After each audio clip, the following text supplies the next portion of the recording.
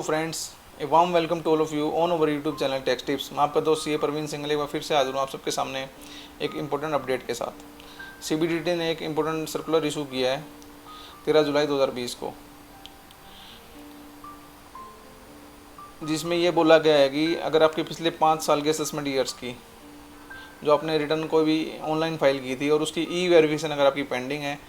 जो कि 120 दिन में करनी होती है, तो उसके लिए टाइम रिलैक्स किया गया है। अगर आपकी ई वेरिफिकेशन पेंडिंग चल रही है तो उसको आप 30 सितंबर 2020 तक वेरीफाई कर सकते हैं। इसको थोड़ा डिटेल में देख लेते हैं सर्कुलर को हम। होता क्या है फ्रेंड्स, जब हम कोई भी ऑनलाइन रिटर्न फाइल करते हैं और विदाउट ए डिजिटल सिग्नेचर अगर हम फाइल कर रहे हैं रिटर्न को, तो उसके बाद फाइल करने के बाद हमें ये जो मोड्स यहाँ स्पेसिफाई किए गए हैं, आधार, OTP, ऑनलाइन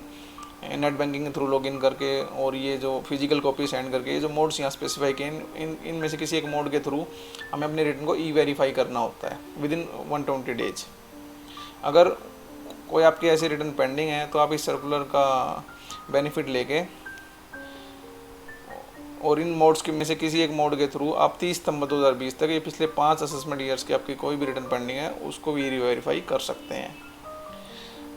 दूसरा फ्रेंड्स, इस सर्कुलर में जो 4th नंबर पॉइंट इसमें मेंशन किया गया है कि ये वहाँ अप्लाई नहीं होगा अगर इन बिटवीन डिपार्टमेंट पहले ही ऐसी इन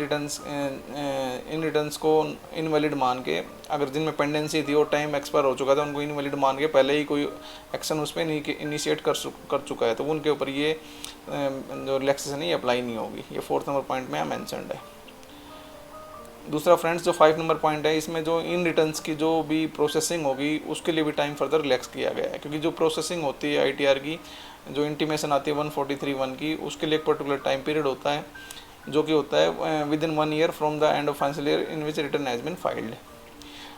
इसको डिटेल में जानने के इंटीमेशन की को डिटेल में जानने के लिए एक हमने वीडियो भी बनाई है, आप उसको भी देख सकते हैं।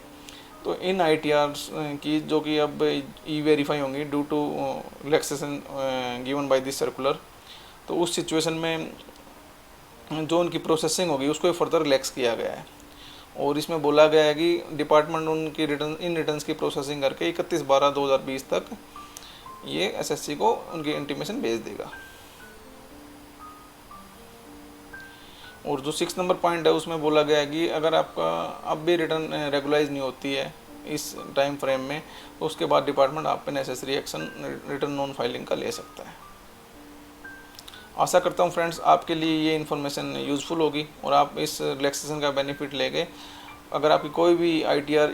की ई वेरिफिकेशन पेंडिंग है पिछले 5 असेसमेंट ईयर्स की, तो आप उनको ई वेरीफाई करके अपने रिटर्न्स को प्रोसेस करा सकते हैं।